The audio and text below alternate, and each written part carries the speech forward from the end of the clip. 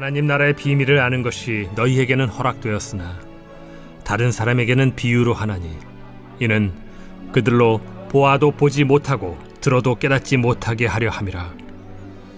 이 비유는 이러하니라. 씨는 하나님의 말씀이요 길가에 있다는 것은 말씀을 들은 자니 이에 마귀가 가서 그들이 믿어 구원을 얻지 못하게 하려고 말씀을 그 마음에서 빼앗는 것이요 바위 위에 있다는 것은 말씀을 들을 때에 기쁨으로 받으나 뿌리가 없어 잠깐 믿다가 시련을 당할 때 배반하는 자요 가시떨기에 떨어졌다는 것은 말씀을 들은 자이나 지내는 중 이생의 염려와 재물과 향락의 기운이 막혀 온전히 결실하지 못하는 자요 좋은 땅에 있다는 것은 착하고 좋은 마음으로 말씀을 듣고 지키어 인내로 결실을 하는 자니라. 베드로를 향하여서 예수님께서 이렇게 부르셨죠. 물고기 잡는 베드로에게 너는 더 이상 물고기 잡는 어부가 아니라 사람 낚는 어부가 되리라. 그 직종에 맞게끔 참 예수님의 센스를 볼 수 있는, 만약에 이 CTS 방송을 통하여서 복음을 전하는 여러분들을 향하여 주님께서 부르신다면 뭐라고 부르실까 한번 생각을 해봤습니다. 아마 이렇게 말씀하지 않았겠습니까? 너는 그리스도의 편지라. 그리스도의 소식을 전하는 이 편지가 아닐까 이런 생각을 하게 되었습니다.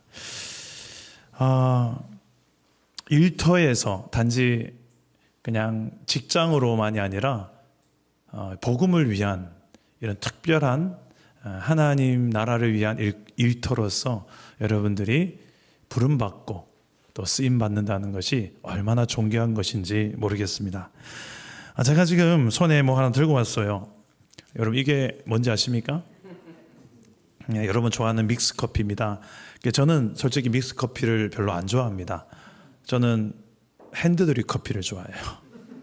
저희 교회 오시면 제가 항상 핸드드립 커피를 내려드리는데 저는 핸드드립 커피를 배우고 난 다음부터 이 커피를 쳐다도 안 봅니다. 그런데 얼마 전에 제가 이 커피에 대해서 회개를 했습니다. 왜냐하면 여러분 아시죠?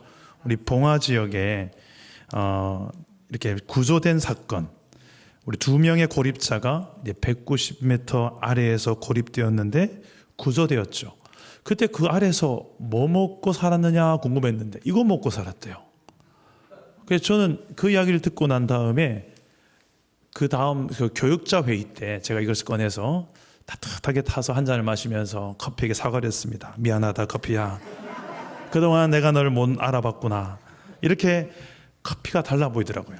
왜 그럴까요? 이 별것도 아닌 저는 쳐다도 안 봤던 이 믹스커피를 왜 귀하게 보기 시작했을까요? 그렇죠. 사람을 살렸기 때문입니다. 별것 아닌 커피지만 누군가를 살렸다는 것. 생명을 살리는 것보다 더 급하고 중요한 것은 없는 줄 믿습니다. 여러분 하물며 우리를 죄로 인한 저주와 심판으로부터 구원하신 예수님의 십자가 사건, 이것은 가장 큰 구원의 소식이요 감격의 소식인데 이 생명의 소식을, 이 구원의 소식을 우리가 방송을 통해서 방송을 듣는 모든 사람들에게 전하는 이 사명, 얼마나 하나님께서 귀하게 보실까 그런 생각을 하게 되었습니다. 오늘 말씀은 그런 하나님의 나라가, 이 생명을 살리는 하나님의 나라가 어떻게 100배의 결실로 맺어가는지 그 비결이 나와 있는 말씀으로 볼 수 있습니다. 다른 복음서에서 보면 30배, 60배, 100배라는 표현이 나오는데 오늘 말씀에서는 100배라고 나와 있습니다. 점층적으로 점점 더 확장되어가는 하나님의 나라를 잘 보여주는 표현이죠. 여러분 추수의 계절인데 이 추수의 계절에 여러분은 어떻게 열매를 맺어 오신 것 같습니까?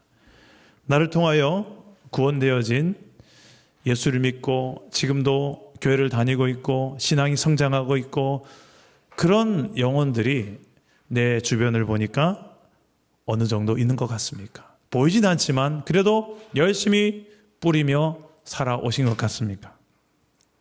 내 삶의 인격에는 어떻습니까? 성령의 9가지 열매가 인격의 열매죠. 늘 성령 충만해서 사랑과 희락과 화평과 오래 참음과 자비와 양성과 충성과 온유와 절제의 열매가 내 인격에 주렁주렁 달려있는 것 같습니까? 내 입술에는 어떻습니까? 찬송의 열매, 감사의 열매, 사랑의 열매를 이 한 해 동안 많이 맺으며 살아오신 것 같습니까? 요한복음 15장 말씀에 보면 8절에 너희가 열매를 많이 맺으면 내 아버지께서 영광을 받으실 것이요 너희는 내 제자가 되리라. 하나님께 영광을 돌리는 방법은 열매를 많이 맺는 삶입니다. 그런 제자를 하나님은 기대하고 계세요. 내 삶에는 어떤 열매가 많이 맺힌 것 같습니까? 열매를 담은 쟁반을 이렇게 보니까 그래도 주님 앞에 내밀 만한 열매들이 좀 담겨 있는 것 같습니까? 아니면 참 주님 앞에 내놓기 민망한 열매들이 이런 말, 이런 생각, 이런 행동은 하지 말았어야 됐는데 하는 열매들이 혹시 더 많지는 않습니까?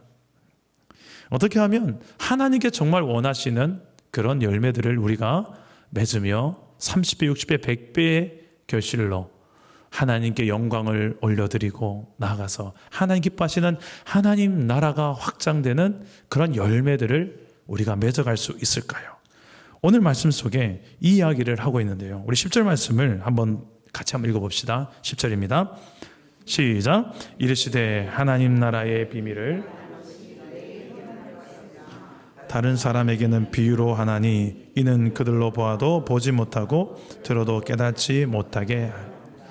자, 이 비유를 제대로 이해하려면 하나님의 나라가 어떤 것인지를 아는 게 참 중요합니다. 성경에서 말하는 하나님 나라는 죽고 나서 가는 천국만을 말하지 않습니다. 우리는 보통 복음하면 예수 천당 불신 지옥 이 개념을 우리는 복음으로만 생각할 때가 많습니다. 틀린 대답은 아닙니다만 충분하진 않습니다.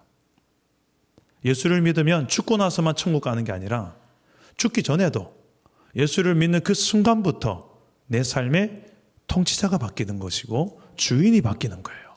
그래서 이미 너희 안에 임하였느니라. 하나님의 나라가 천국이, 그래서 천국의 개념은 공간의 개념이 아니고 더 중요한 개념은 통치의 개념입니다. 내가 지금 누구의 통치 아래 살아가는가? 돈인가? 명예인가? 권력인가? 쾌락인가? 세상의 가치인가? 아니면 하나님인가? 이 하나님 나라를 좀 잘 이해하기 위해서 국가의 개념을 좀 이해하면 좋습니다. 국가를 형성하는 3가지 요소가 있습니다. 국민, 땅, 주권. 국민, 땅, 주권 3가지가 있는데 이 중에 가장 중요한 것은 주권입니다. 우리나라가 일제 식민지하에 살 때에 어떻습니까? 국민도 있었고 땅도 있었어요. 근데 주권을 빼앗기고 나니까 얼마나 큰 고통을 견뎌야 했습니까? 주권을 지키는 것이 그 무엇보다 국가에서 중요합니다. 이 개념이 그대로 우리가 하나님 나라의 개념을 좀 잘 이해하기 위해서 이렇게 한번 살펴보면 좋겠어요. 우리 표를 한번 띄워주시겠습니까? 국민 땅 주권이 성경에서 나타난 하나님의 나라를 이해하는 데 있어서 참 유익한데 그 관점으로 성경 한번 살펴보겠습니다. 창세기를 보시면 아담과 하와를 하나님께서 처음 하나님 나라 백성으로 창조하시고 그곳에 두십니다. 어느 땅에 두시는가? 에덴 동산에. 그리고 이 에덴 동산에서 하나님의 나라 천국을 맛보며 누리며 살아가는 비결, 주권을 지키는 거였어요. 그 주권이 무엇이었는가? 선악과였습니다. 선악과를 먹지 말라. 그런데 아담과 하와는 여기에 실패합니다. 내가 스스로 하나님이 되고 싶어서 하나님의 주권에 도전합니다. 우리나라 헌법 제1조 1항에 보면 대한민국은 민주주의 공화국이다. 2항에 보면 모든 주권과 권력은 국민으로부터 나온다. 대한민국 민주주의 공화국은 그래도 괜찮죠. 그런데 문제가 뭐냐면 이 국민이, 이 주권과 권력이 나오는 국민 자체가 성경적으로 볼 때 죄인이란 사실입니다. 그것을 망각할 수 없겠죠. 하나님 나라는 그래서 국민에게서 주권과 권력이 나오지 않습니다. 세상 나라, 우리가 그래도 좋다고 말하는 민주주의는 그래도 국민에게서 나온다고 하는데 하나님 나라는 그렇지 않아요. 어디서 나온다? 하나님에게서 나온다. 하나님 나라는 주권과 권력이 국민이 아니라 하나님으로부터 나와요. 그래서 선악과를 먹지 않는 것이 중요한 거예요. 하나님의 명령이기 때문에, 하나님이 세워놓으신 기준이기 때문에 그렇습니다. 이것을 어기고 실패한 아담과 하와는 땅을 상실합니다. 쫓겨납니다. 빼앗깁니다. 하나님은 여기서 멈추지 않고 창세기 12장에 가면 아브라함을 부르시죠. 그리고 아브라함의 후손인 이삭, 야곱의 12아들, 12지파를 통하여 이스라엘이라는 나라가 세워집니다. 이스라엘이라는 하나님 나라 백성을 하나님께서는 부르시고 세워가십니다. 그들에게 주는 땅이 있습니다. 하나님 나라를 세우기 위해서. 그 땅은 젖과 꿀이 흐르는 가나안 땅입니다. 문제는 여기에서 하나님 나라를 이제 누리기만 하면 돼요. 그들이 지켜내야 될 주권은 바로 모세를 통해 주어진 율법과 계명이었습니다. 이 율법과 계명을 잘 지키며 살아가는 것이 젖과 꿀이 흐르는 땅에서 하나님 나라를 맛보며 살아가는 거였어요. 그러나 이스라엘 백성들은 여기에 실패합니다. 우상을 숭배하기 시작하고 율법의 정신인 하나님 사랑, 이웃 사랑을 하지 않고 자기중심적으로 수단과 방법을 가리지 않고 더 풍요와 더 쾌락을 위해서 이웃 것들을 빼앗습니다. 약자를 보호해야 되는 약자를 보호하지 않습니다. 하나님 나라의 원리대로 살지 않습니다. 율법과 계명을 어기며 살아갑니다. 바로 하나님 나라의 주권을 상실하게 됩니다. 그래서 어떻게 될까요? 아담과 하와가 땅을 빼앗긴 것처럼, 추방된 것처럼 이스라엘도 가나안 땅에서 쫓겨납니다. 어디로 갈까요? 바벨론 땅에 끌려갑니다. 70년 동안 포로 생활을 해요. 이쯤 되면 하나님도 좀 포기하실 법도 한데, 야, 인간 안 되겠다. 그냥 싹 쓸어 없애버리자. 할 만도 하신데 하나님 포기하지 않습니다. 수많은 선지자, 16명의 선지자들을 보내셔서 내가 새로운 통치자를 보낼 것이다. 바로 예수 그리스도. 그는 너희의 구원자가 될 것이고 너희의 통치자 왕이 될 것이다. 모든 만민의 왕이 될 것이다. 라고 해서 약속을 하십니다. 그래서 오실 예수님이 실제로 오셨어요. 마태복음에 가보면 이제 예수를 믿는 자가 하나님의 백성이 되는 거예요. 하나님의 통치 아래 살아간 하나님 백성이 되게 하셨어요. 바로 성도, 교회가 하나님의 백성이 되는 시대를 지금 저와 여러분이 살고 있습니다. 그리고 우리에게 주어진 땅이 있습니다. 그 땅은 에덴 동산도 아니고 가나안 땅도 아닙니다. 저 이스라엘에 있는 그 근동지방에 있는 그 땅이 아닙니다.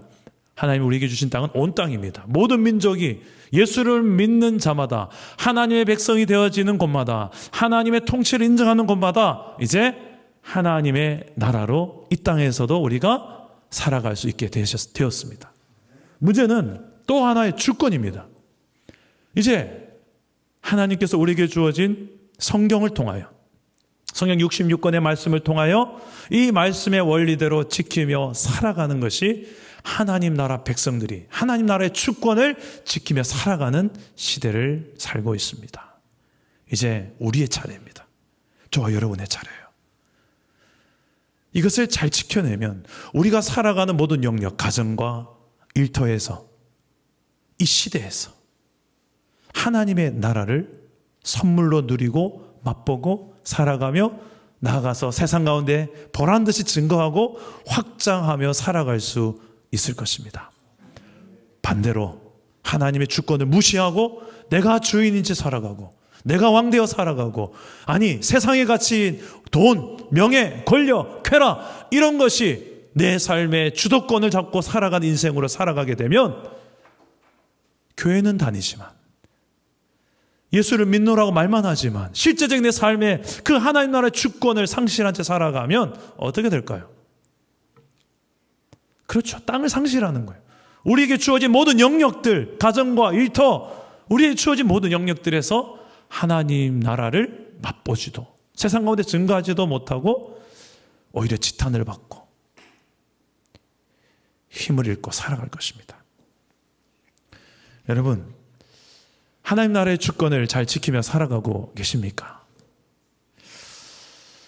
오늘 말씀에 그래서 이 말씀을 하나님 나라의 원리, 하나님 나라가 어떻게 이루어지고 확장되는지 여기에서 말씀의 씨앗을 강조하는 이야기가 여기 있습니다. 그 말씀대로 지켜 행하며 살아가는 것이 그 하나님 나라의 비밀한 것으로 비유로 설명하는 이유입니다. 100배의 열매 맺는 하나님 나라의 원리가 이 작은 말씀 한 구절을 내 목숨을 걸고 지켜내는 거기에서부터 출발한다는 거죠. 씨앗의 특징이 무엇입니까? 씨앗은 작다. 그러나 생명력이 있다는 거예요. 하나님 나라는 작은 순종으로 시작됩니다. 따라서 해봅시다. 하나님 나라는 작은 순종으로 시작된다. 여러분들에게 갑자기 어느 날 거창한 순교를 요구하지 않습니다. 여러분, 집 팔고 땅 팔고 냉장고 팔아서 바치라고 말씀하지 않습니다. 여러분의 늘 겪는 그 삶의 일상 속에서 설거지하고 밥하고 빨래하고 집에서 또 직장 시티에도 출근해서 늘 카메라 정비하고 그냥 일상생활 속에서 거기에서 성경의 말씀을 먼저 펼치고 하나님 나라의 원리대로 내가 살아가는 내 일상의 작은 순종 하나, 씨앗이지만 작지만 무시할 수 없는 씨앗이에요. 이 씨앗을 생명으로 여기고 순종의 열매를 맺어가는 것, 거기에서 하나님 나라를 우리는 맛보고 또 하나님 나라를 지켜내고 하나님 나라를 증거하고 하나님 나라를 확장해 가는데, 그게 신나요? 작은 씨앗인데 30배, 60배, 100배 쑥쑥 확장되어 가는 것이에요. 이게 하나님 나라의 원리입니다. 작다고 무시하지 마시기 바랍니다. 작은 말씀 한 구절, 작은 순종 하나를 통해서 이 놀라운 하나님 나라가 시작되고 확장된다는 거예요. 여러분, 말씀에 대해서, 성경에 대해서 어떤 태도를 가지고 읽고 보고 순종하며 살고 계십니까? 우리는 너무 흔한 성경이라고 생각해요. CTS 방송에서도 얼마나 정말 예전에는 찾아가서 들어야지 그 귀한 목사님 설교를 들었는데 이제는 채널만 돌려도 다 볼 수 있는 말씀의 홍수시대 살다 보니까 역으로 안타깝게도 이 귀한 말씀이 귀한 줄을 모르는 시대에 살고 있어요. 너무 귀한 추억 같은 말씀인데 저 중에 한 구절이라도 내가 정말 하나님께서 날 향한 말씀이라고 믿고 아멘하고 순종해낸다면 그만큼 100배의 결실을 맺게 되어 있는데, 문제는 우리의 태도에 있습니다. 뭐 이렇게 산다고 한들 뭐 내 삶이 바뀌겠나? 저 사람 바뀌겠나? 이 환경 바뀌겠나? 내가 기대를 안 해요. 이 말씀대로 살아가는 삶에 하나님이 역사하실 것에 대해 내가 기대를 안 해요.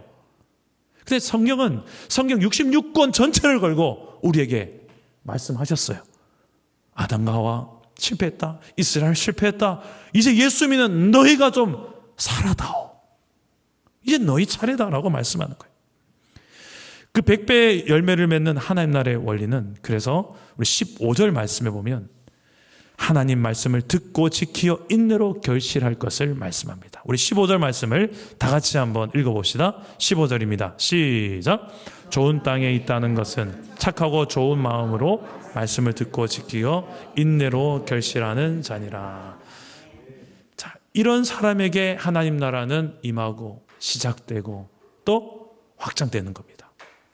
착하고 좋은 마음이란 말씀을 듣고 지키어 인내로 결실하는 사람입니다. 따라서 해봅시다. 하나님의 말씀을 듣고 지키어 인내로 결실하자.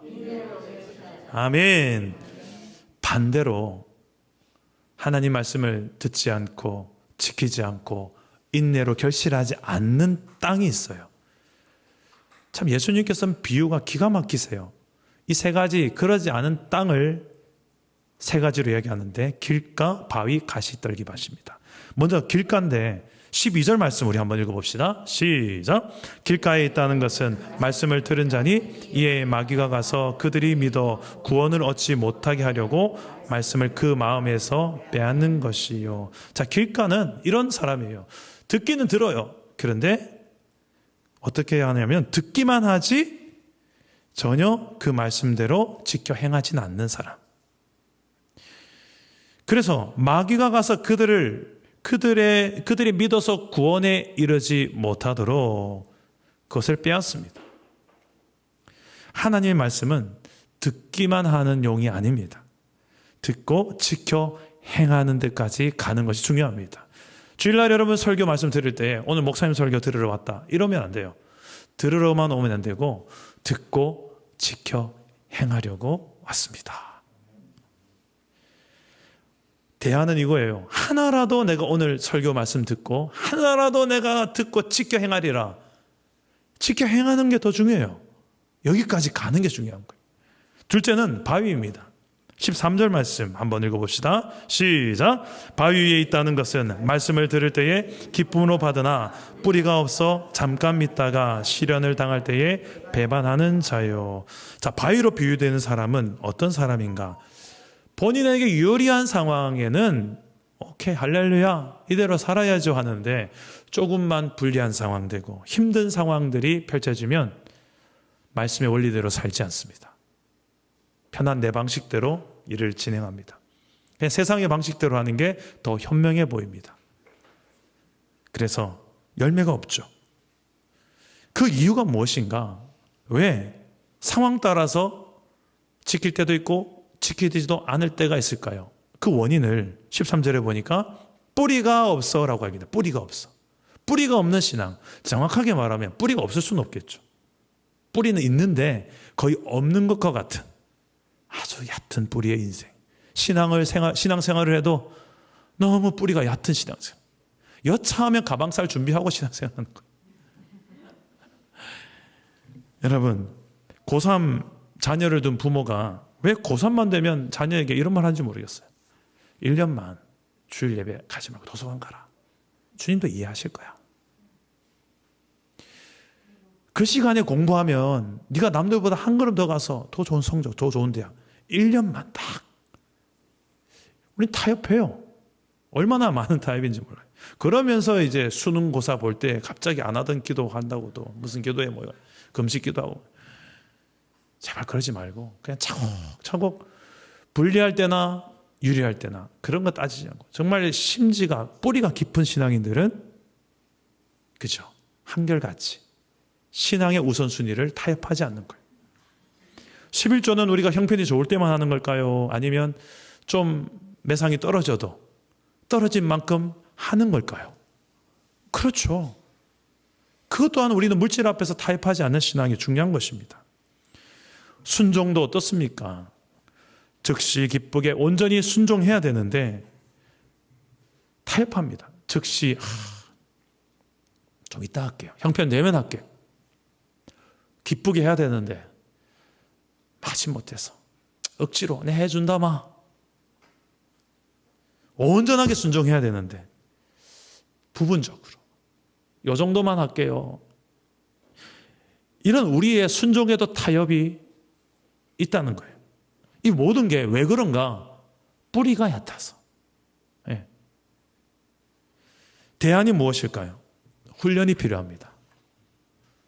그냥 되어지는 거 없습니다. 훈련이 필요해요. 저는 참 교회가 예배만으로도 충분하지 않다고 생각합니다. 훈련하지 않으면 예배를 통해 하나님을 만나긴 해요. 그런데 훈련하지 않으면 세상에 나아가서 다 밥돼요. 다 타협하고 교회 예배당 안에서의 막 큰 소리 치는 신앙으로 끝나요. 세상 가면 찍소리도 못해요. 훈련해야 군사가 되어집니다. 군대 간다 해서 다 좋은 군인 되는 게 아니고 제대로 훈련받은 군인이 좋은 군사가 돼요. 마지막 가시떨기입니다. 가시떨기 밭은 어떤 밭일까? 14절입니다. 우리 다 같이 한번 읽어봅시다. 시작.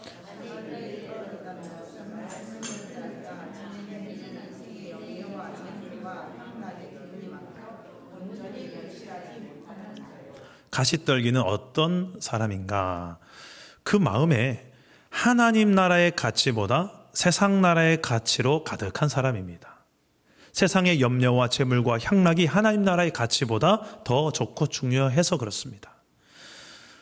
어떻게 하면 더 잘 먹고 잘 살까? 더 좋은 집, 좋은 차, 승진, 노후 보장.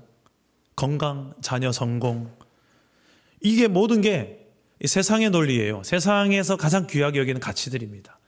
물론 다 귀해요. 이것도 다 귀한 것입니다만 그것만을 위해서 살아가는 인생이 세상 나라의 원리입니다. 힘의 논리, 소유의 논리, 이걸 위해서 살아가는 하나님 없는 인생과 똑같이 별 다를 바 없이 살아가는 그런 신앙인들, 그게 가시떨기입니다. 분명히 알긴 알겠는데 하나님 나라 백성들이 이렇게 사는 것이다. 성경을 통해 알겠는데 내가 몸으로 체험하는 나라는 이 나라가 아니라 내 눈에 보이는 만져진 나라는 이 세상 나라니까 이 하나님 나라의 정체성과 내 사명이 현장에 가보면 자꾸 흔들리는 거예요. 그리고 이게 더 좋아 보이고 먹음직하고 보암직스럽고 나를 더 행복하게 해주고 나를 더 높여줄 것 같아 보이니까 더 좋은 대우가 있는 쪽으로 가고 싶고 더 나를 인정해주고 높여줄 것 같은 더 성공의 냄새가 나는 그 세상의 가치로만 살아가는 이 상태, 거기에 가려져서 이게 안 보이는 거예요. 하나님 나라의 이 뿌리가, 이 정체성이 안 보이는 거예요. 이 가시떨기에 떨어진 씨앗과 같은 내 모습은 없습니까? 여러분, 이 세 가지 유형의 땅은 다 좋은 땅이 아니죠. 열매를 맺지 못합니다. 여러분은 어떤 땅인 것 같습니까? 내가 열매가 많지 못한 이유는 이 세 가지 땅 중에 어떤 이유가 가장 내 모습을 좀 보여준 것 같습니까? 아니, 세 가지가 다 있습니까, 혹시? 여러분, 벼룩 아시죠? 벼룩. 벼룩을 요만한 컵에다가 두고 한참 오래된 시간을 놔두면 벼룩이 뛸 수 있는 높이가 딱 요 안에 갇힌다고 합니다. 밖에서 뛰게 하면 평소에 이만큼 더 뛸 수 있는 벼룩인데 이 안에서 기르다 보면 그 이상을 못 뛴대요. 코끼리 아시죠? 코끼리가 힘이 얼마나 셉니까? 근데 코끼리를 말뚝에다 딱 어릴 때부터 새끼 때부터 딱 묶어 놓으면 그 주위만 이렇게 맴돌아요. 그 말뚝에 묶어 놓고 키운 코끼리가 이제 자라나서 덩치가 이따만해지면 그만한 밧줄 하나 딱 끊고 도망칠 수 있는 힘이 됩니다만 얇은 줄인데도 자기 목에 줄이 딱 있다는 것을 코끼리가 알게 되면 자기는 여기서 벗어날 수 없다라고 생각한대요. 줄을 끊지 않고 그 안에서 놀아요.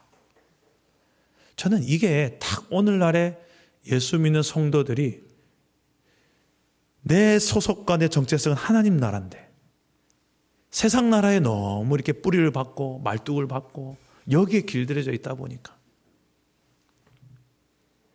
여기에 딱 가려져 가지고 정말 봐야 될 것 보지 않고 정말 구해야 될 것 구하지 않고 오히려 더 잘 먹고 잘 사는 이 세상 나라의 가치에 딱 나도 자꾸 맞춰가는 길들여져 가는 그러니 하나님 나라의 열매가 없죠. 하나님 나라의 열매는 아주 작고 보잘것없어 보이지만 그 하나님 말씀 안에 담긴 하나님 나라의 원리대로 순종하며 살아가는 데 있는데 이게 내 세상 나라의 원리에 맞으면 순종, 안 맞으면 거부. 내 기준과 뿌리가 어디에 있냐는 것입니다. 좋은 땅이란. 그래서 15절 말씀 다시 한번 읽어봅시다. 15절. 이 모든 상황들을 생각하면서 한번 읽어봅시다. 15절 시작. 좋은 땅에 있다는 것은 착하고 좋은 마음으로 내로 결실하는 자, 착하고 좋은 마음이란 말씀을 듣고 지키는데 인내라는 단어가 인내. 왜 인내라는 단어가 이사야에서 툭 들어왔을까요? 때로는 우리가 말씀을 지켜내기 위해서 참아내야 될 게 있어요. 견뎌내야 될 게 있어요. 예수님은 십자가를 지기 위해서 그 많은 수치를 참아내셨어요. 십자가에 순종하기 위해서. 여러분들이 말씀에 순종하기 위해서 참아내고 있는 게 있습니까? 어느 정도로 참을 수 있겠습니까? 어느 정도로 내 이익을 또 포기할 수도 있겠습니까? 인내가 요구됩니다. 성숙이 여기에 있어요. 신앙의 성숙이 여기에 있습니다. 그만한 열매를 맺고 싶다면 그만한 인내로 내가 잘 견뎌내고 그 사명의 자리에서 오늘 보니 또 선교사님이 오셨는데요. 저 몽골 땅, 저 척박한 땅에서 얼마나 힘드시겠습니까? 인내가 필요한 땅이 아니겠습니까? 지금까지 참 많이 오랜 세월 인내해 오셨던데 저는 우리 선교사님을 통해서 그 몽골 땅에 정말 100배의 결실이 맺히기를 축복합니다.